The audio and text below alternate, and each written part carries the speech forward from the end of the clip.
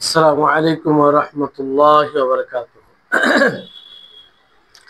إن الحمد لله نحمده ونستعينه ونستغفر ونعوذ بالله من شرور أنفسنا وسيئات أعمالنا.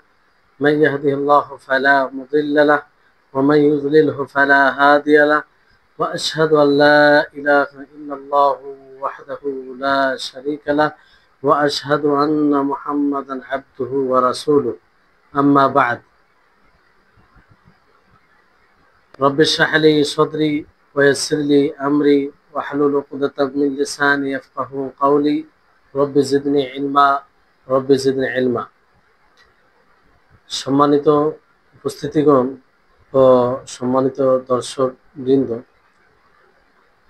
সর্বপ্রথম আমরা সেই মহান আল্লাহ তাবারক ওয়া তাআলার কৃতজ্ঞতা প্রকাশ করি, যিনি আমাদের সকলকে সুস্থ রেখেছেন, ভালো রেখেছেন এবং তার ইবাদত যে করতে হবে এই জ্ঞান এটা বোঝার জন্য আল্লাহ তাআলা সুস্থ মস্তিষ্ক আমাদেরকে দান করেছেন। তারপরে আমাদের সকলের প্রাণপ্রিয় নবী করিম মুহাম্মদ মুস্তাফা সাল্লাল্লাহু আলাইহি ওয়াসাল্লাম, ওনার উপরে অসংখ্য শান্তির ধারা বর্ষিত হোক। আল্লাহুম্মা সাল্লি আলাইহি আল্লাহুম্মা বারিক আলাইহি। সম্মানিত উপস্থিতিগণ, আজকে ইনশাআল্লাহ আমরা ইমাম নাওয়াবী রাহিমাহুল্লাহ যে একটি প্রসিদ্ধ চটি বই আল আরবাইন আন নাওয়াবী, সেই বইয়ের ৩৫ নম্বর হাদিসের ব্যাখ্যা জানব।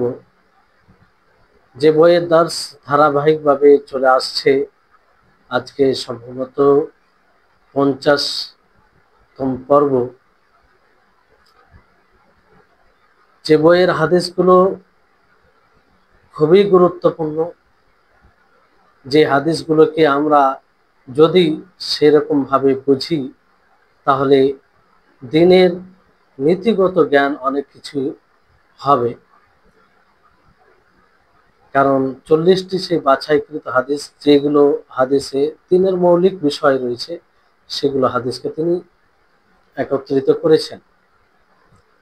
তো যাই হোক, যারা ক্লাস করে আসছেন, শুনছেন, তারা আশা করি এটা উপলব্ধি করছেন। আজকে যে হাদিসটি আছে অত্যন্ত গুরুত্বপূর্ণ হাদিস। সেই হাদিস যদি আমরা সমাজে বাস্তবায়ন করি, আমরা সকলে এর উপর আমল করি, তাহলে সমাজে একটা শান্তি, সমাজে ভ্রাতৃত্ব, সমাজে যে একটা বিশৃঙ্খলা দেখা দেয় সেটা দেখা দিবে না। মানুষের মাঝে ভালোবাসা, মানুষের হৃদয়ে প্রশস্ত হবে। আপনারা বুঝতে পারবেন। সর্বপ্রথম আপনাদের সম্মুখে হাদিসটি পড়ি। হাদিসটি হচ্ছে عن أبي هريرة رضي الله تعالى عنه قال قال رسول الله صلى الله عليه وسلم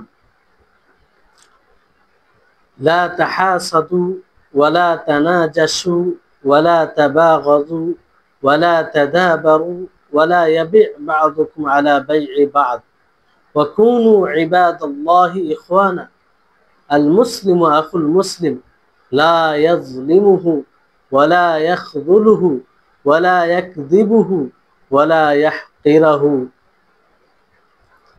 التقوى هاهنا لا يحقره التقوى هاهنا ويشير إلى صدره 3 مرات بحسب امرئ من الشر أن يحقر أخاه المسلم كل المسلم على المسلم حرام دمه وماله وعرضه رواه مسلم।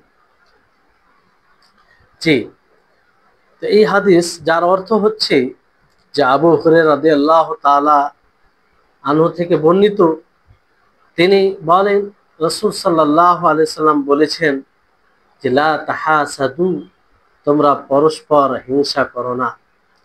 ওয়ালা তানাজাসু, তোমরা পরস্পর ধোঁকাবাজি করো না, প্রতারণা, কাউকে প্রতারিত করো না। ওয়ালা তাবাগাদু, এবং তোমরা পরস্পর বিদ্বেষ পোষণ করো না। তারপরে আল্লাহ নবী বলেন ওয়ালা তাদাবারু, ওয়ালা তাদাবারু, যে তোমরা এক অপরের ক্ষতি করার উদ্দেশ্যে অগোচরে শত্রুতা করো না, শত্রুতা করো না, এক অপরের ক্ষতি করার উদ্দেশ্যে শত্রুতা করো না, বিরুদ্ধাচারণ করো না। তারপরে নবী করিম মুহাম্মদ সাল্লাল্লাহু আলাইহি ওয়াসাল্লাম তিনি বলেন, ওয়ালা ইয়াবি বা'দুকুম আলা বাই'i বা'দ, যে তোমরা এক অন্যের ক্রয় বিক্রয়ের উপরে ক্রয় বিক্রয়ের চেষ্টা করবে না, বেচা কিনা হচ্ছে তার উপরে বেচা কিনা করার চেষ্টা করবে না। ওয়াকুনু ইবাদাল্লাহি ইখওয়ানা, আর তোমরা আল্লাহর বান্দা হিসেবে ভাই ভাই হয়ে যাও, আল্লাহর বান্দা হিসেবে ভাই ভাই হয়ে যাও। আল মুসলিম আখুল মুসলিম, একজন মুসলিম অন্য মুসলিমের ভাই, লা ইয়াজলিমুহু, সে তার উপরে অত্যাচার করবে না, যেহেতু একজন মুসলিম অন্য মুসলিমের ভাই, সে তার উপরে অত্যাচার করবে না। ওয়ালা ইয়াখযুলুহু, ওয়ালা ইয়াখযুলুহু, তাকে অপদস্থ করবে না এবং হেয় প্রতিপন্ন করবে না। ওয়ালা ইয়াখযুলুহু, অপদস্থ করবে না, হেয় প্রতিপন্ন করবে না। ওয়ালা ইয়াকযিবুহু, আর মিথ্যা মিথ্যা প্রতিপন্ন করবে না, মিথ্যা করবে, তাকে মিথ্যা মিথ্যা বলবে না। ওয়ালা ইয়াহকিরুহু, আর নাই হেয় প্রতিপন্ন করবে, আর হেয় প্রতিপন্ন করবে না, মিথ্যাও বলবে না। আর তাকওয়া হাহুনা, নবী করিম মুহাম্মদ সাল্লাল্লাহু আলাইহি ওয়াসাল্লাম বলেন যে তাকওয়া এখানে। ওয়া ইউশিরু ইলা সাদরিহি সালাসা মাররাত, আর নবী করিম মুহাম্মদ সাল্লাল্লাহু আলাইহি ওয়াসাল্লাম নিজের বক্ষের দিকে 3 বার ইঙ্গিত করে বলেন, বিহাসবি ইমরিইম মিনাশ শাররি আন ইয়াহকিরা আখাহুল মুসলিম, যে মানুষের জন্য যথেষ্ট হবে, তার মন্দ হওয়ার জন্য যথেষ্ট হবে যে সে নিজের ভাইকে, নিজের মুসলিম ভাইকে হেয় প্রতিপন্ন করবে, ছোট মনে করবে। কুল্লুল মুসলিম আলাল মুসলিম হারামুন, যে সমস্ত মুসলিম, প্রত্যেকটি মুসলিম মুসলিমের উপরে, এক মুসলিম আরেক মুসলিমের উপরে তার খুন রক্ত হারাম, তার মাল হারাম, সম্পত্তি হারাম, এবং তার সম্মান ও সম্মান হানি করা হারাম। তো এই হচ্ছে হাদিস। তো আপনারা এই হাদিসটি অর্থ শুনে কিছুটা হলেও অনুভব করতে পেরেছেন যে কতটা গুরুত্বপূর্ণ, কারণ সমাজে এগুলোই দেখা যায়। তাহলে এই হাদিসের ব্যাপারে বলা হয় যে মুসলিমদের জন্য, মুসলিমদের মাঝে আলাকা, ভ্রাতৃত্ব, সুসম্পর্ক তৈরি করার একটি মৌলিক হাদিস, সুসম্পর্ক তৈরি করার, সুসম্পর্ক গড়ার প্রতি উদ্বুদ্ধ করার উপরে একটি গুরুত্বপূর্ণ হাদিস এটি। আর এই হাদিসে মানুষের মাঝে যে ভ্রাতৃত্বতার বন্ধন রয়েছে সেটা এখানে স্পষ্ট করা হয়েছে, যে এক মানুষ অন্য মানুষের শত্রু হতে পারে না, এক মানুষ অন্য মানুষের প্রতি বিদ্বেষ রাখতে পারে না, এক মানুষ অন্য মানুষের প্রতি হিংসা করতে পারে না, এক মানুষ অন্য মানুষের মুসলিমের সাথে তার সম্পর্ক বিচ্ছিন্ন করতে পারে না। এই হাদিসে আপনারা বুঝতে পারবেন। তো নবী করিম মুহাম্মদ সাল্লাল্লাহু আলাইহি ওয়াসাল্লাম এই হাদিসে ওই সমস্ত জিনিস থেকে বাধা দিয়েছেন যে সমস্ত জিনিস এই ভ্রাতৃত্বকে নষ্ট করে, মানুষের যোগাযোগ, মানুষের যে একটা সুসম্পর্ক, মানুষের মাঝে যে একটা ভ্রাতৃত্ব তৈরি করার যতগুলো মাধ্যম রয়েছে, তাকে সেগুলোতে যেগুলো ব্যাঘাত ঘটায় সেগুলো থেকে আল্লাহর নবী নিষেধ করেছে। আর এক অপরের যে হক অধিকার রয়েছে, যে অধিকার হক হরণ করে, তা থেকেও এই হাদিসে নবী করিম মুহাম্মদ সাল্লাল্লাহু আলাইহি সাল্লাম নিষেধ করেছে। এই জন্য এই হাদিসটি মুসলিমদের মাঝে ভ্রাতৃত্ব তৈরি করার, সুসম্পর্ক গড়ে তোলার এটা একটি অন্যতম হাদিস। সম্মানিত উপস্থিতিগণ, এখানে নবী করিম মুহাম্মদ সাল্লাল্লাহু আলাইহি সাল্লাম সর্বপ্রথম বলেন লা তাহাসাদু, যে তোমরা পরস্পর এক অপরের প্রতি হিংসা করো না, পরস্পর হিংসা করো না। আল হাসাদ, হাসাদ মানে হিংসা। কিন্তু হাসাদ কাকে বলে বিষয়টি জানতে হবে, কারণ এই হাসাদ একটি মানুষের ধ্বংসাত্মক, একটি নিন্দনীয় কর্ম। ফলে এই হাসাদকে বোঝায় এবং হাসাদ থেকে বিরত থাকা জরুরি।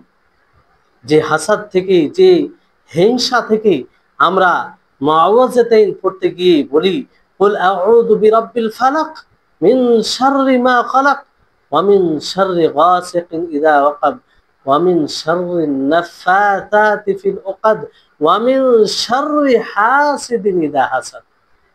হে আল্লাহ, আমি তোমার হিংসুকে, তোমার নিকটে হিংসুকের হিংসা হতে আশ্রয় চাইছি। তাহলে চিন্তা করুন যে বিশেষভাবে সে হিংসা থেকে আল্লাহর আশ্রয়, হিংসুকের হিংসার অনিষ্ট থেকে হিংসা থেকে আল্লাহর আশ্রয় চাওয়া হয়, তাহলে বিষয়টি মানুষের জন্য কত ক্ষতিকারক। তো হাসাদ কি জিনিস, হিংসা কি জিনিস? হাসাদের অর্থ আমরা বাংলায় এটাই করি যে হাসাদ হিংসা, কিন্তু হিংসা কাকে বলে? হিংসা বলা হয়, হাসাদ বলা হয় যে নবী করিম মুহাম্মদ সাল্লাল্লাহু আলাইহি ওয়াসাল্লাম হাসাদ যেমন বলেছেন যে হাসাদ তোমরা হিংসা করো না। তো কিছু আহলে ইলমগণ এর সংজ্ঞা দিয়েছেন যে অন্যের আল্লাহ তাবারক ওয়া তাআলার দেওয়া, ও আল্লাহ তাবারক ওয়া তাআলার অন্যকে দেওয়া নিয়ামতের ধ্বংস হয়ে যাওয়ার আশা করা। সেটা নিয়ামত মাল হতে পারে, অথবা সেটা সম্মান হতে পারে, অথবা সেটা ইলম হতে পারে।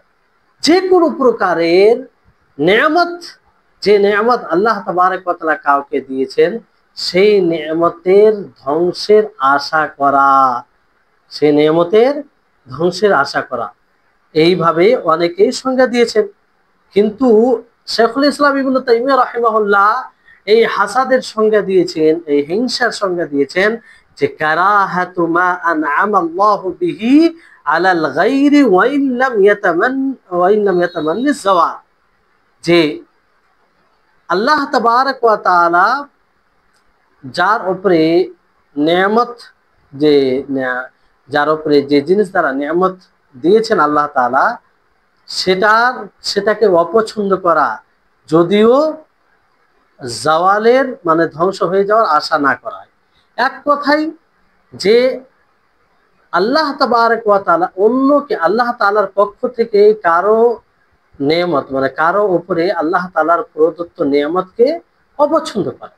কেউ ভালো আছে তো সেটা অপছন্দ করা, কেউ জ্ঞানী আছে তো সেটা অপছন্দ করা, এটাই হচ্ছে হিংসা। এটাই কি? হিংসা। তো এই হিংসা এক পর্যায়ের হয় না, এই হিংসা আপনার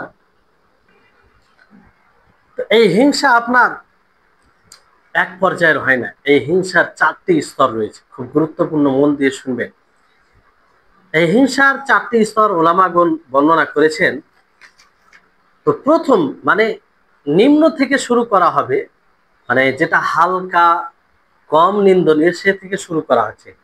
তারপরে যেটা আসবে সেটা আরো বেশি নিন্দনীয়, তারপরে যেটা আসবে আরো বেশি নিন্দনীয়, এইভাবে। তো প্রথম পর্যায়, প্রথম স্তর যেটা মানে হালকা আর কি, যে অন্যের উপরে আল্লাহ তাআলার দেওয়া নিয়ামতকে অপছন্দ করা, অন্যের উপরে আল্লাহ তাআলার দেওয়া নিয়ামতকে অপছন্দ করা, কিন্তু তার ধ্বংসের আশা না করা। আল্লাহ তাআলা কাউকে অর্থ দিয়েছেন, তো আল্লাহ তাআলা যাকে অর্থ দিয়েছেন তাকে অর্থ দেওয়াটা অপছন্দ করা, কিন্তু এটা যে ধ্বংস হয়ে যাক সেটা চাইবে না। মানে অর্থ আল্লাহ তাআলা দিয়েছেন, এটাকে অপছন্দ করা, তো এটা সবচেয়ে হালকা, এটা একটু কম নিন্দনীয়, কিন্তু হারাম। হাসাদ এটা হিংসার মধ্যে পড়ে। আর দ্বিতীয় হচ্ছে যে অন্যের ওপরে আল্লাহ তাআলার দেওয়া নিয়ামতকে অপছন্দ করা আর তার ধ্বংসের আশা করা। প্রথম পর্যায়ে কি বললাম যে ধ্বংসের আশা না করা, এখানে কি যে ধ্বংসের আশা করা, কিন্তু ধ্বংসের আশা করবে সে এই জন্য নয় যে সেই নিয়ামতটি তার জন্য হবে, সেই নিয়ামতটি তার জন্য হবে, এই এই উদ্দেশ্যে নয়, এই উদ্দেশ্যে নয়। তাহলে এটা কি হবে, মানে সে মানে ধ্বংসের আশা করবে, মানে দ্বিতীয় যেটা স্তর হচ্ছে, যেটা প্রথমের তুলনায় বেশি মানে নিন্দনীয়, বেশি আরো ধ্বংসাত্মক, সেটা হচ্ছে যে আল্লাহ তাবা অন্যর ওপরে আল্লাহ তাবারক ওয়া তাআলার দেওয়া নিয়ামতকে অপছন্দ করা, সাথে সাথে সেই নিয়ামতের ধ্বংসের আশা করা, হ্যাঁ, যাতে ধ্বংসের আশা করা এই উদ্দেশ্যে যে যাতে সেই নিয়ামতটি তার হয়ে যায়। যেমন ধরুন যে একজন ব্যক্তিকে আল্লাহ তাবারক ওয়া তাআলা ইলম দিয়েছেন, জ্ঞানী দিয়েছেন, জ্ঞানী করেছেন, আল্লাহ তাআলা ইলম অর্জন করার তৌফিক দিয়েছেন, জ্ঞানী হয়েছে। এবার এক ব্যক্তি, যেহেতু আল্লাহ তাআলার পক্ষ থেকে এই নিয়ামত, এক ব্যক্তি সেই নিয়ামতকে অপছন্দ করে, সাথে সাথে সে মনে করে যে সে যেন জ্ঞান থেকে বঞ্চিত হয়ে যায়, সে যেন সব ভুলে যায়, সে যেন জ্ঞান তার হারিয়ে যায়, কেন, আর সেই জ্ঞানটা যেন আমার হয়ে যায়, তার যেন না থাকে। তাহলে এটা হচ্ছে প্রথমের তুলনায় আরো কঠিন, আরো আরো কঠিন, আরো নিন্দনীয়। তৃতীয় স্তর হচ্ছে যে অন্যের ওপরে আল্লাহ তাবারক ওয়া তাআলার দেওয়া নিয়ামতকে অপছন্দ করা আর তার ধ্বংসেরও আশা করা, কিন্তু ধ্বংসের আশা করা এই উদ্দেশ্যে নয় যে সে নিয়ামতটা তার জন্য হবে, বরং মানে তার জন্য নয়, শুধু তার ভাইকে ক্ষতি করার জন্য। যেমন ধরুন যে একজন ব্যক্তি আছে, সে ধরুন আল্লাহ তাবারক ওয়া তাআলার নিয়ামত সুস্থ শরীর, হাট্টাকাটা খুব ভালো রয়েছে, তো একজন ব্যক্তি তার এই সুস্থ শরীর, সবল শরীরকে দেখে হিংসা করছে। হিংসা কি রকম পর্যায়ে, যে সেই নিয়ামতকে সে অপছন্দ করছে, আল্লাহ তাআলা দেওয়া নিয়ামত, আল্লাহ তাআলা তৌফিকে সে সুস্থ আছেন, আল্লাহ তাআলা সুস্থ রেখেছেন তাকে, হিংসা মানে অপছন্দ করছে, বাকি সে চাইছে সেটা যেন সে যেন অসুস্থ হয়ে যায়। সে এই জন্য নেই, এই জন্য মানে এই জন্য এটা আশা করে না যে সে অসুস্থ হয়ে যায়, বরং যে সে যেন সুস্থ হয়ে যায় এরকম, এই জন্য নয়, বরং এটাও চায় না সে যে সে ধ্বংস মানে তার যেন সুস্থতা চলে যায়, তার ক্ষতির উদ্দেশ্যে, তার ক্ষতির উদ্দেশ্যে। কিংবা এই জায়গায় এই উদাহরণটা দিতে পারেন যে একজন ধরেন আহ অর্থ অর্থ মানে আর্থিক অবস্থা ভালো, যে একজন ব্যক্তি তার উপরে হিংসা করতে গিয়ে সে যে তার যে আর্থিক অবস্থা ভালো, সে ধনী বিত্তশালী, এটাকে সে অপছন্দ করে, সাথে সাথে সে এই আশা করে যে তার যেন অর্থ মানে যে বিত্তশালী সে যেন না থাকে, তার ধন সম্পত্তি যেন শেষ হয়ে যায়। আর এই জন্য সে এটা আশা করবে না যে তার হয়ে যায়, বরং তার ক্ষতির জন্য এটা আশা করবে। এর পূর্বের স্তরে কি ছিল, যে সে চাইছিল যে তার যেন এটা শেষ হয়ে যায়, যাতে আমার হয়ে যায়। এইখানে তো কিছু দিক একটা আছে যে সে কমসে কম নিজের জন্য চাইলো, এই জায়গায় নিজের জন্য চাইলো না, বরং শুধু নিজের ভাইকে ক্ষতি করার জন্য। এটা আরো কঠিন স্তর, কঠিন নিন্দনীয় বিষয়, কারণ শুধু ভাইকে ক্ষতি করার জন্য। চতুর্থ স্তর হচ্ছে আল্লাহ তাবারক ওয়া তাআলার অন্যের উপরে দেওয়া নিয়ামতকে অপছন্দ করা আর তার ধ্বংসের আশা করা, ধ্বংসের আশা করা, শেষ হয়ে যাওয়ার আশা করা। আর কেমন করে শেষ হবে সেটার প্রচেষ্টা করা, সেটার প্রচেষ্টা করা, যে কি করতে গেলে শেষ হবে, সে বিত্তশালী, কি করতে গেলে সে গরিব হয়ে যাবে, দরিদ্র হয়ে যাবে, এই যে এই ব্যাপারে প্রচেষ্টা করা। এটা সবচেয়ে বড় নিন্দনীয় বিষয়, যে একজন মুসলিম, একজন মুসলিমের পিছনে লেগে যাবে, তার আল্লাহর উপরে যে নিয়ামত রয়েছে সেই নিয়ামতকে অপছন্দ করবে এবং সেই নিয়ামতের ধ্বংসের আশা করবে। শুধু আশাই করবে না, বরং কিভাবে ধ্বংস হবে, কিভাবে সেটা বিলুপ্ত হয়ে যাবে তার জন্য সে প্রচেষ্টা করবে এবং সেই সব মাধ্যমগুলি অবলম্বন করবে। জি, তাহলে এটা সবচেয়ে বড় নিন্দনীয়, সবচেয়ে বড় নিন্দনীয়। তাহলে এই হচ্ছে হিংসার চারটি স্তর, এই চারটি স্তরই হারাম, এর ধ্বংসাত্মক ফলাফল রয়েছে, এর ধ্বংসাত্মক ফলাফল রয়েছে, এটি হারাম। কিন্তু যে আপনাদেরকে পর্যায় হিসেবে বলা হলো যে প্রথম সেটা কম, তারপরে যেটা আরো বেশি নিন্দনীয়, তারপরে যেটা আরো বেশি নিন্দনীয়, পরেরটা আরো খুব খারাপ জিনিস। জি, তাহলে এই হচ্ছে হিংসা। তো আল্লাহ নবী মুহাম্মদ সাল্লাল্লাহু আলাইহি ওয়াসাল্লাম সর্বপ্রথম বলছে লা তাহাসাদু, যে তোমরা পরস্পর হিংসা করো না, পরস্পর হিংসা করো না। তারপর আল্লাহ নবী কি বলছেন যে ওয়ালা তাহাসাদু, ওয়ালা ওয়ালা লা তাহাসাদু ওয়ালা তানাজাসু, ওয়ালা তানাজাসু। নাজ উত্তেজিত করা এর অর্থ আছে, মানে এর অর্থ হচ্ছে যে সামানে বস্তুতে দাম বৃদ্ধি করা, সে কেনার উদ্দেশ্যে দাম বৃদ্ধি করবে না, বরং যে ক্রেতা তার ক্ষতি করার উদ্দেশ্যে, অথবা যে বিক্রেতা তার লাভের উদ্দেশ্যে, অথবা দুইজনের ক্ষতির উদ্দেশ্যে এটা করে, এটা করে। হ্যাঁ, তো এই দুইজনের ক্ষতির উদ্দেশ্যে এটা করে, এটাকে নাজস বলা হয়, এটাকে নাজস বলা হয়। যে একজন ধরেন, যেমন একজন বলল যে আমি যে এই সামানটি, একজন একটি বই বিক্রি করছে, যে আমি 10 টাকায় এই বইটি বিক্রি করব, আর একজন নেওয়ার জন্য প্রস্তুত হচ্ছে। ওই জায়গায় আরেকজন এসে বলে যে আমার কাছে এর চেয়ে উত্তম বই আছে, তোমাকে 10 টাকায় দেব, অথবা 9 টাকায় দেব। তাহলে এটা নাজস হবে, এটা কি হবে? নাজস হবে, এটা হারাম হবে।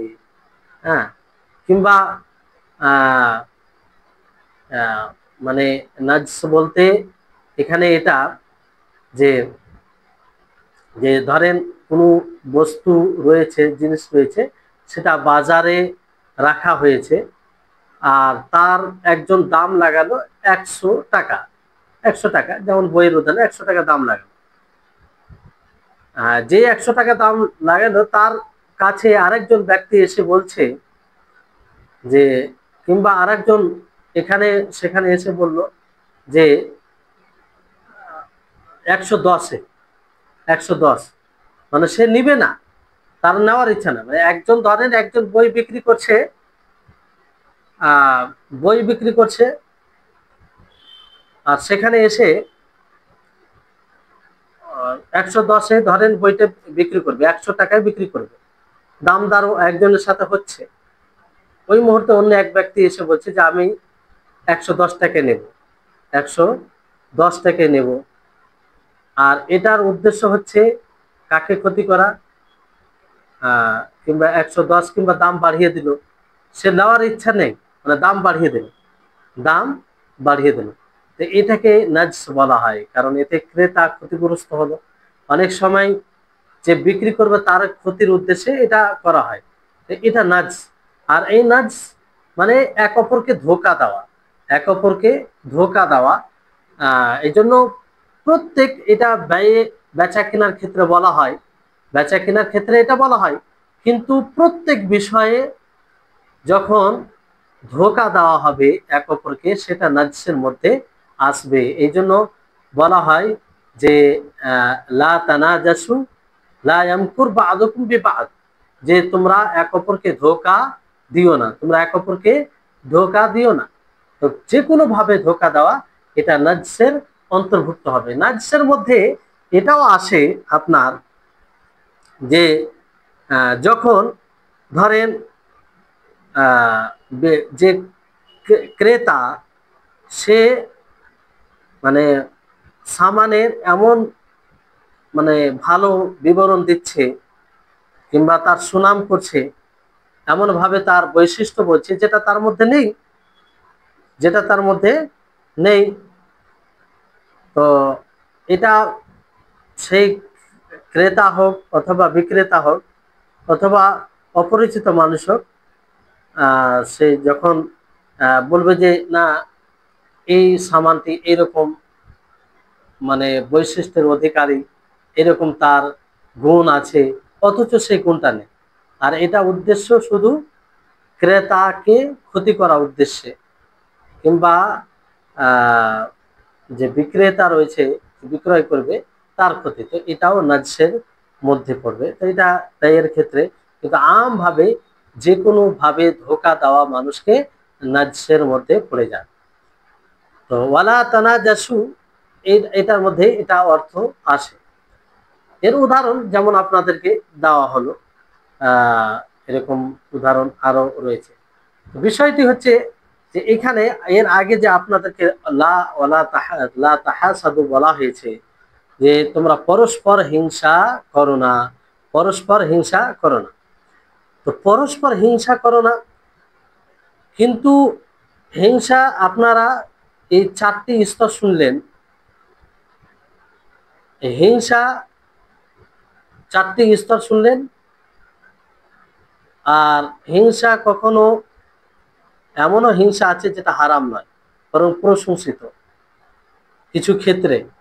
নবী সাল্লাল্লাহু আলাইহি ওয়াসাল্লাম বলেন, যেমন একটি হাদিসে, লা হাসাদা ফিতনাইন, রাজুলুন আতাহুল্লাহু মালান ফাসাল্লাতাহু আলা হালাকাতিহি বিল হাক্কি, ওয়া রাজুলুন আতাহুল্লাহুল হিকমা ফাহুয়া ইয়াকুসসু বিহা ওয়া ইউআল্লিমু ফাহুয়া ইয়াকদি বিহা ওয়া ইউআল্লিমুহা। তো হাদিসে কি বলা হয়েছে, যে দুই দুইজনের মাঝে কোনো হাসাদ নেই, হাসাদ নেই, কোনো হাসাদ নেই, কিন্তু দুইটি বিষয়ে হাসাদ। একটা ওই মানুষ, ওই ব্যক্তি যাকে আল্লাহ তাআলা মাল দিয়েছেন, সে মালকে আল্লাহ তাআলা শরীয়তে কিংবা শরীয়তের পদ্ধতিতে খরচ করলো হকের সাথে।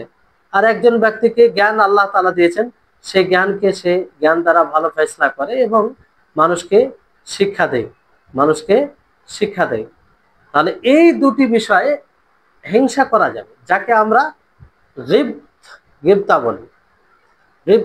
গিবতা কাকে বলা হয়, যে মানুষ অন্যের ওপরে, অন্যের কাছে নিয়ামত দেখে সে আশা করবে যে সেই নিয়ামতটি তারও যেন হয়, কিন্তু যাকে নিয়ামতটি দিয়েছে, যার জন্য, যার কাছে নিয়ামতটি দেখেছে, তাকে অপছন্দ করবে না, বরং বলবে যে তাকে দিয়েছে আল্লাহ তাআলা, আমার কোনো আপত্তি নেই, কোনো অপছন্দের বিষয় নেই, আল্লাহ তাআলা দিয়েছে তা আমিও সন্তুষ্ট। কিন্তু সে চাইবে তারও যেন হয়, তারও যেন হয়, সেটা ধ্বংস হওয়ার আশা করবে না। যে এটা গিবতা, আর এটা প্রশংসিত করা যায়, এতে সমস্যা নেই। এই জন্য বলা হয় যে এই ধরনের হিংসা 3টি জিনিসে হয়। একটা হচ্ছে যে একজন ব্যক্তি যাকে আল্লাহ তাআলা মাল দিয়েছেন, আর সেই মাল দিন ও রাত আল্লাহর পথে খরচ করে, তো তার উপরে হিংসা করা যেতে পারে। তাকে দেখে যদি কোনো ব্যক্তি বলে যে আল্লাহ তাআলা যদি আমাকেও মাল দিত, কিংবা কেউ এই উদ্দেশ্যে খরচ করে, যে সে খরচ করছে আমিও খরচ করব, তাহলে এতে কোনো বিষয়, এতে সমস্যা নেই। আর যদি না থাকে, কিন্তু সেটা দেখে ঈর্ষা হয়, যাকে আমরা ঈর্ষা বলি, গিবতা, তো ঈর্ষা করতে গিয়ে বলে যে যদি আল্লাহ তাআলা আমাকে মাল দিত, তাহলে আমিও ওই রকম ভাবে খরচ করতাম। এইরকম ভাবে যদি সে বলে কিংবা করে, তাহলে সেটা তার নেকিও পাবে। মাল ওর কাছে থেকে যদি যতটা খরচ করবে, কিংবা যতটা খরচ করার সে নিয়ত করছে যে আমার কাছে মাল থাকলে আমি ওরকম খরচ করতাম, তো সে তার নেকি পাবে, তার পুরোপুরি নেকি পাবে। দ্বিতীয় বিষয় হচ্ছে যে যদি কোনো মানুষকে দেখে যে আল্লাহ তাআলা তাকে কোরআন দিয়েছে, আর সেই কোরআনের প্রভাব সেই কোরআন পাঠকের আমলে, আর সেই কোরআন অনুযায়ী জীবনযাপন করে, তো তাকে দেখে হিংসা করা যায় যে সেই মতো আমিও কোরআন তেলাওয়াত করব, আমিও কোরআন অনুযায়ী জীবনযাপন করব। হ্যাঁ, এরকম যদি করে, তো এটাও মানে করা যায়, এটা প্রশংসনীয়, এটা প্রশংসনীয়। আর আর এগুলোতে মানে সেই নিয়ামতকে ধ্বংস হয়ে যাওয়ার আশা করা হয় না। তৃতীয় যেটা হচ্ছে যে আল্লাহ তাআলা যাকে জ্ঞান দিয়েছে, একজন ব্যক্তি রয়েছে, আল্লাহ তাআলা তাকে জ্ঞান দিয়েছেন, জ্ঞানী করেছেন, তো সেই জ্ঞানের ভিত্তিতে সঠিক মতো কথা বলে, সঠিক মতো আমল করে, তো অন্য এক ব্যক্তি যদি এটা আশা করে যে আমিও জ্ঞানী, যদি আমি জ্ঞানী হতাম, তো আমিও মানুষকে ইলম দিতাম, জ্ঞান দিতাম, আমিও সেই অনুযায়ী জীবনযাপন করতাম, তাহলেও সে পুরোপুরি নেকি পাবে। আর এই ঈর্ষা, এই হিংসা, মানে এই ধরনের এটা জায়েজ, তিনটি বিষয়ে যেটা বলা হলো। এবার যেহেতু এই কথাগুলো বলার ছিল, ছুটে গিয়েছিল, তো এখানে একটি বিষয় যে নাজস যেটা বলা হলো, যেটা পূর্বে আপনারা বুঝেছেন আশা করি, যে নাজস ধোঁকা দেওয়া, বিশেষ করে বেচা কেনার ক্ষেত্রে যদি এটা ঘটে, তো যদি ঘটে যায় এরকমটা কেউ করে, আর তার সাথে সাথে এটা বেচা কিনা হয়ে যায়, তো এই বেচা কিনাটা কি হবে, সঠিক হবে, না শুধু গুনাহ হবে? গুনাহ হবে কিন্তু বেচা কিনা সঠিক হয়ে যাবে। তো রাজে যেটা বিষয় হচ্ছে, প্রাধান্যপ্রাপ্ত বিষয় এই বিষয়ে, যে ক্রেতা থাকবে, তার এখতিয়ারে থাকবে, সে ইচ্ছা করলে সেটাকে অব্যাহত রাখতে পারে, যে বেচা কিনা এটাকে পূর্ণ করে নিতে পারে, আর ইচ্ছা করলে সেটাকে রাদ করে দিতে পারে, প্রত্যাখ্যান করে দিতে পারে। জি, এই হচ্ছে ওয়ালা তানাজাসু, ওয়ালা তানাজাসু। তারপরে নবী করিম মুহাম্মদ সাল্লাল্লাহু আলাইহি সাল্লাম তিনি বলেন ওয়ালা তাবাগাজু, যে পরস্পর তোমরা বিদ্বেষ পোষণ করো না। এই যে ওয়ালা তাবাগাজু, উলামা গণ এই তাবাগাজু বলেছেন যে এর অর্থ হচ্ছে, যে জিনিসটা হৃদয়ে বিদ্বেষ নিয়ে আসে, যে জিনিসটা হৃদয়ে বিদ্বেষ নিয়ে আসে তা থেকে দূরে থাকো, যে জিনিসটা হৃদয়ে বুগজ সৃষ্টি করে তা থেকে দূরত থাকো। আল্লাহ নবী এটাই বলতে চেয়েছেন। আর সবচেয়ে বড় বুগজ হচ্ছে, সবচেয়ে বড় বুগজ, বিদ্বেষ হচ্ছে, যেটার কারণ সেটা হচ্ছে দুনিয়া নিয়ে প্রতিযোগী হওয়া, দুনিয়া নিয়ে এক অপরের সাথে প্রতিযোগী হওয়া, মানে মোকাবেলা করা, যে অমুক ধনী তো আমাকে ধনী হতে হবে, হ্যাঁ, এরকম ভাবে দুনিয়া নিয়ে। কারণ দুনিয়া নিয়ে যখন এটা প্রতিযোগী হয়ে যাবে, তখন সে স্বাভাবিকভাবে কি হবে, আখেরাতকে ভুলে যাবে, আখেরাতকে ভুলে যাবে। জি, তো যদি আমরা চাই যে আমাদের অন্তর স্বচ্ছ স্বচ্ছ থাকুক, আমাদের অন্তরে কারোর বিরুদ্ধে বিদ্বেষ না আসুক, বিদ্বেষ পোষণ না করুক, তা আমাদেরকে দুনিয়ার প্রতিযোগী হওয়া থেকে বিরত থাকতে হবে, আখেরাতমুখী হতে হবে। কি হতে হবে? আখেরাতমুখী হতে হবে। এখানে ওয়ালা তাবাগাজু, এই শব্দটি, এই বাক্যটি, যে তোমরা পরস্পর বিদ্বেষ পোষণ করো না, ঘৃণা করো না, তো ঘৃণা করো না, ওয়ালা তাবাগাজু থেকে এটা বলা হয়েছে।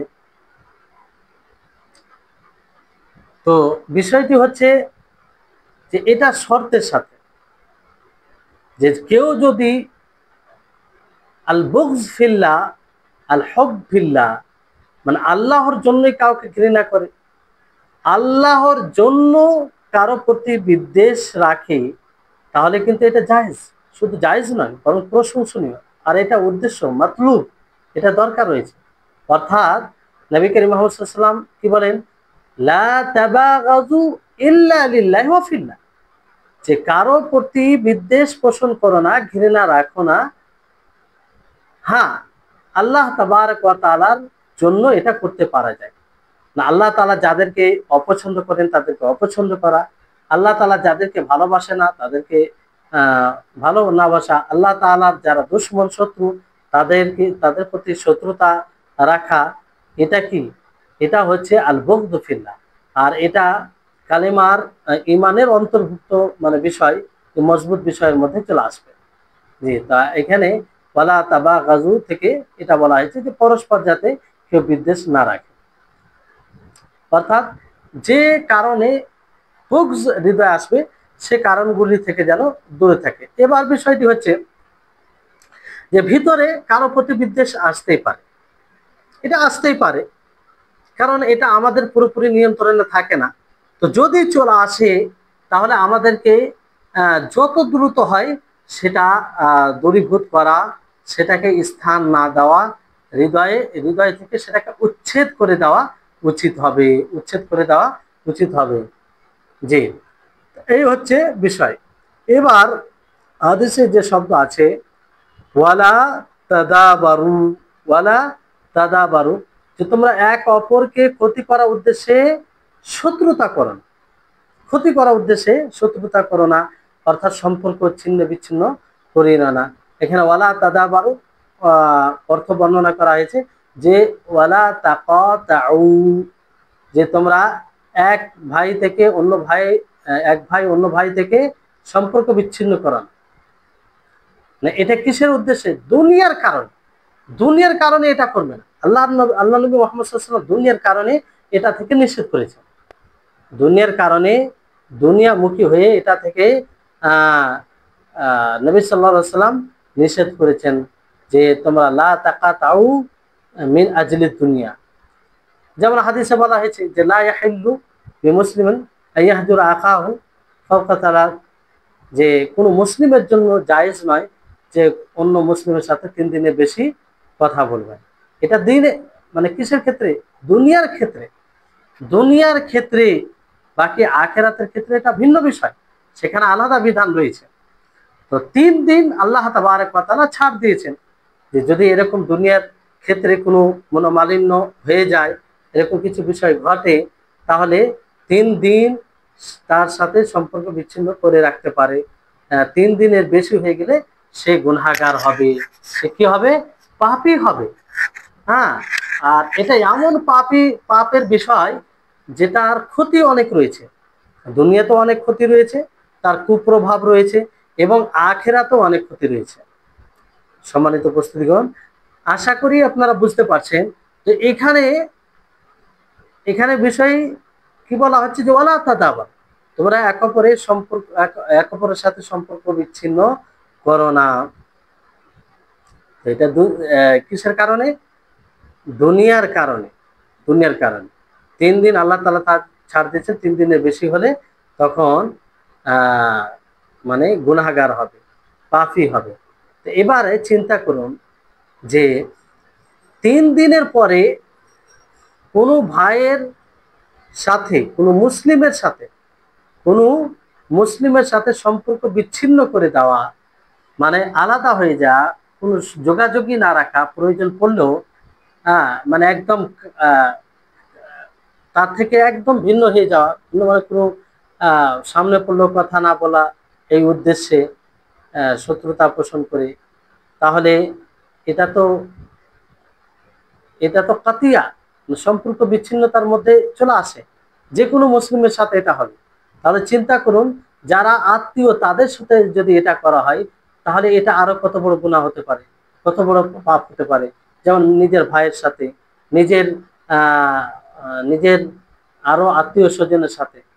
আর যেগুলো আমাদের সমাজে অনেক ঘটছে, যে আপন জনের সাথে সম্পর্ক বিচ্ছিন্ন, কথা হয় না, যাই না, অন্তরে বিদ্বেষ রাখে, সামনে পড়লে প্রয়োজন পড়লেও কথা বলে না, সালাম দেয় না, মুখ ফিরিয়ে নেই।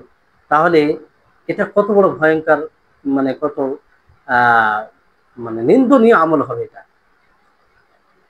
এজন্য দিনের জন্য যদি এই কাতিয়া হয়, সম্পর্ক বিচ্ছিন্নতা আসে, তাহলে এটার ভিন্ন বিষয়, সেখানে 3 দিন নয়, বেশিও থাকতে পারে, তার দলিল আছে, আর ওটা প্রশংসনীয়।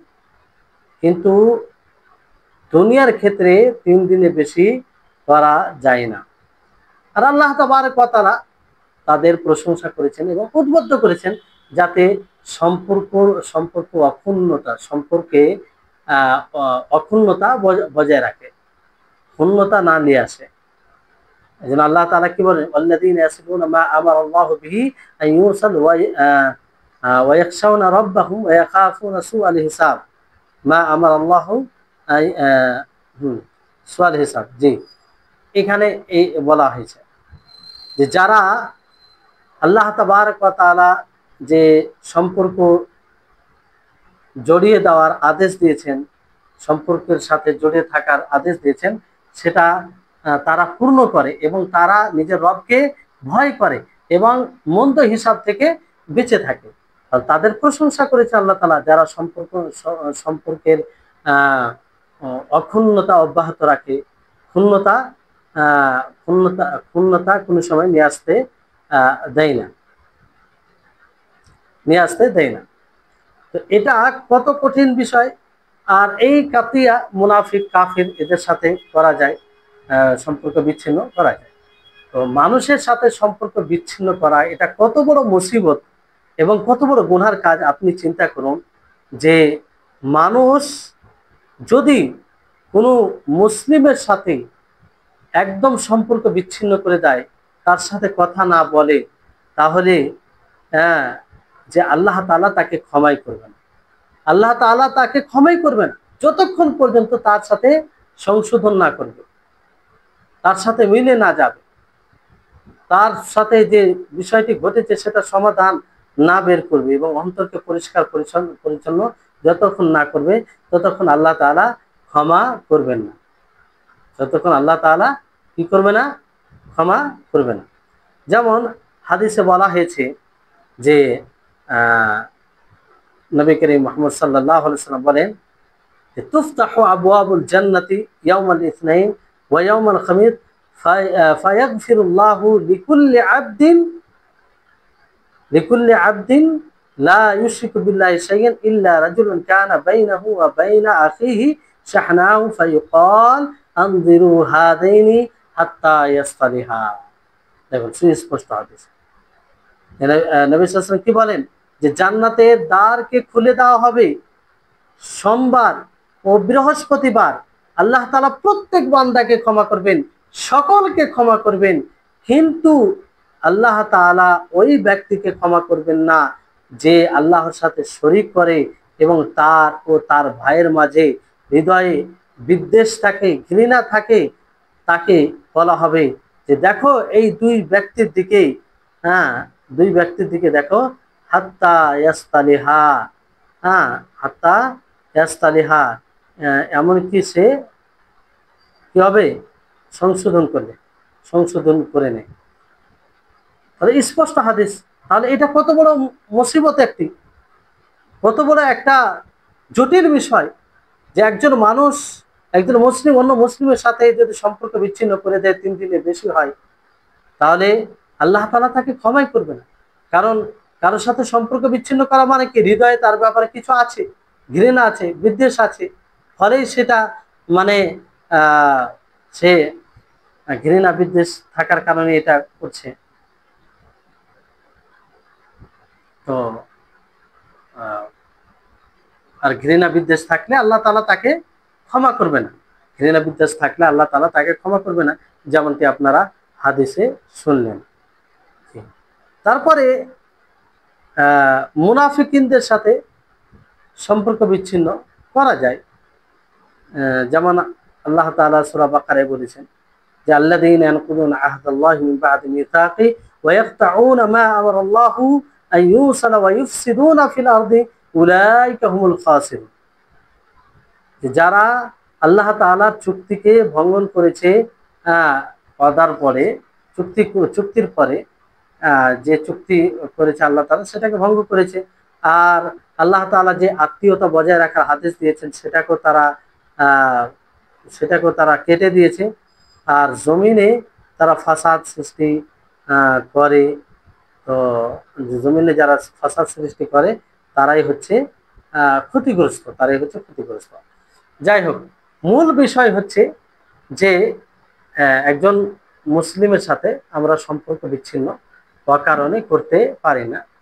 যদিও করা যায় কারণবশত, দুনিয়ার কারণে, তো 3 দিনের বেশি করা চাই না। নবী করিম মুহাম্মদ সাল্লাল্লাহু আলাইহি ওয়াসাল্লাম এর ফজিলতে আরো কিছু বলেন, যে যেমন বলেন তিনি যে তুআদুল আমালু আলাল্লাহি ইয়াউমাল খামিস ওয়াল ইসনাইন, যে আমল উপস্থাপন করা হবে বৃহস্পতিবার ও সোমবার। তো আল্লাহ নবী কি বলছেন? ফায়াগফিরু লিকুল্লি আমরিন লা ইউশরিকু বিহি শাইআন ইল্লা আমরান, তাকে প্রত্যেক মানুষকে তিনি ক্ষমা করবেন, কিন্তু ওই ব্যক্তিকে যে আল্লাহর সাথে কি করবে? শরীক করবে, আল্লাহর সাথে শরীক করবে। প্রত্যেক ব্যক্তিকে ক্ষমা করবেন, আর সেই ব্যক্তিকে যে আল্লাহর সাথে শরীক করবে না, যে আল্লাহর সাথে শরীক করবে না, তাকে আল্লাহ তাআলা ক্ষমা করবেন। এবং শুধু এটাই নয়, বরং তার ও তার ভাইয়ের মাঝে কোনো প্রকারের বিদ্বেষ, ঘৃণা, এগুলো থাকবে না, তাকে আল্লাহ তাআলা ক্ষমা করবেন। তাকে বলা হবে আর ফু হাদাইনি হাত্তা ইয়াস্তারিহা, যে এই দুটি এরাকে ঢিল দাও, আর ফু ছেড়ে দাও, এমনকি তারা সংশোধন করবে। যতক্ষণ না সংশোধন না করবে, আল্লাহ তাআলা তাদেরকে মাফ করবে না। জি, তাহলে এই হচ্ছে হাদিস আপনার। তাহলে এটা খেয়াল রাখতে হবে যে যাতে আমরা কোনো মুসলিমের সাথে অকারণে সম্পর্ক বিচ্ছিন্ন না করি। যদি কারণও হয়ে থাকে তাহলে 3 দিন এর বেশি না যায়। কিন্তু দিনের কারণে, এটা এইগুলো কথা ছিল দুনিয়ার কারণে, দুনিয়ার কোনো বিষয়ের কারণে। যেমন জমি নিয়ে আপনার হক হয়তো মেরে খেয়েছে, আপনার হয়তো কোনো জিনিস ছিনিয়ে নিয়েছে, এটা দুনিয়ার বিষয়। তো এই ক্ষেত্রে যদি মনোমালিন্য হয়, তাহলে আপনি 3 দিন এটা করতে পারেন, আর বাকি 3 দিনের পরে আপনাকে কথা বলতে হবে দরকারে, কিংবা আপনি ক্লিয়ার থাকবেন। সে যদি আপনার সত্যিকারে হক মেরে থাকে, তাহলে সে অবশ্যই এই হিসাবের সম্মুখীন হবে, সে অবশ্যই এই হিসাবের কি হবে, সম্মুখীন হবে। কিন্তু দিনের ক্ষেত্রে কোনো সীমা নেই। 3 দিন কেন, 1 মাসও কথা বলা বলি বন্ধ হতে পারে, সম্পর্ক বিচ্ছিন্ন হতে পারে দিনের ক্ষেত্রে। যেমনটা আল্লাহ নবী করেছিলেন সেই 3 জন সাহাবীর ব্যাপারে, যে সাহাবীগুলো যুদ্ধ থেকে পিছিয়ে গেছিলেন, যুদ্ধ থেকে কি করে গেছিলেন, পিছিয়ে গেছিলেন। তো দিনের কারণে এটা করা যায়। আল্লাহ নবী তাদের সাথে 1 মাস কিংবা 1 মাসের অধিক কিংবা আরো কিছুদিন তাদের সাথে কোনো যোগাযোগই রাখেন, তাদের সাথে কথা বলেনি, বয়কট করেছিলেন, যাতে তারা শিক্ষা অর্জন করে, যাতে তারা শিক্ষা অর্জন করে। তো দিনের ক্ষেত্রে এটা সম্পর্ক বিচ্ছিন্ন করা যায়, কিন্তু দুনিয়ার ক্ষেত্রে 3 দিনের বেশি করা যায় না। তাহলে এই হচ্ছে বিষয়। আর এটা করা দরকার, এটা মাসলেহাত আছে।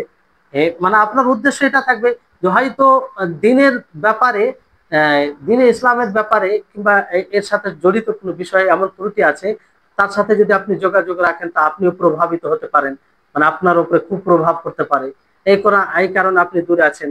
অথবা আপনি জানছেন যে তার সাথে আমি যদি সম্পর্ক বিচ্ছিন্ন করি, সম্পর্ক আলাদা করি, তাহলে হয়তো সে শিক্ষা নিতে পারে। এই কারণে যেমনটা নবী সাল্লাল্লাহু আলাইহি ওয়াসাল্লাম করেছেন। দিনের খাতিরে এটা করা যায়, কিন্তু দুনিয়ার খাতিরে করা যায় না। আপনার প্রতিবেশী আপনার বাড়িতে হয়তো আপনার উপরে কিছু অন্যায় করেছে, ফলে আপনি তাকে বাইকাট করে দিলেন, তার সাথে সম্পর্ক একদম বিচ্ছিন্ন করে দিলেন, কথা বলেন না। এটা 3 দিনের বেশি জায়েজ নয়।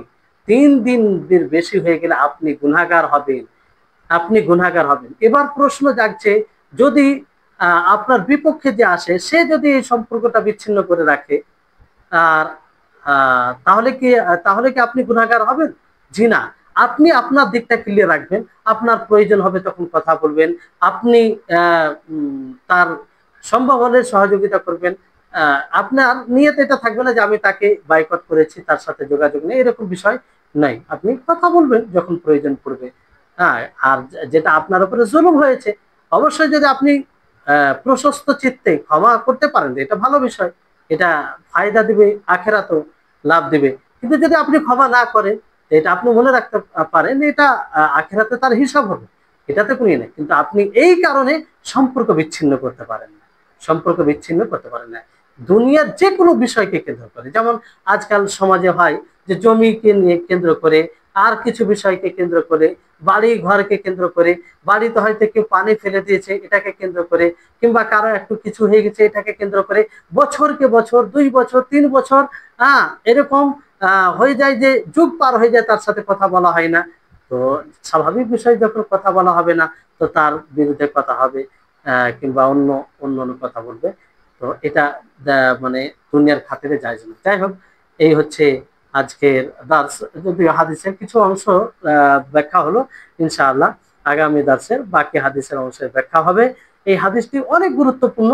আমরা যদি এই হাদিসকে বুঝে আমরা এই হাদিসের যেটা পয়গাম সেটাকে যে আমরা অবলম্বন করি, যেটা মানে এই হাদিসের শিক্ষা, সেই শিক্ষাটা যদি আমরা অর্জন করি, তো আল্লাহ বলছি যে আমাদের সমাজে একটা শান্তি বিরাজ করবে, আমাদের সমাজে একটা ভ্রাতৃত্ব সৃষ্টি হবে, আমাদের সমাজে একটা মানে সম্পর্কের সুবন্ধন তৈরি হবে। তো যাই হোক, ইনশাআল্লাহ ফের আগামী ক্লাসে বাকি হাদিসের অংশ ব্যাখ্যা হবে, যেটা আহ, আহ, যে দার্সে এই হাদিসের ব্যাপারে আরো পরিপূর্ণ কথা হবে। আল্লাহ তাআলা যেন আমাদের সকলকে তৌফিক দেন, আল্লাহ তাআলা যেন আমাদের সকলকে আমল করা তৌফিক দান করেন, আর এই হাদিসকে যেন আমরা নিজের জীবনে বাস্তবায়ন করতে পারি, এর তৌফিক আল্লাহ তাআলা আমাদের সকলকে দেন। ওয়া আখির দাওয়ানা আলহামদুলিল্লাহি রাব্বিল আলামিন। আসসালামু আলাইকুম ওয়া রাহমাতুল্লাহি ওয়া বারাকাতুহু।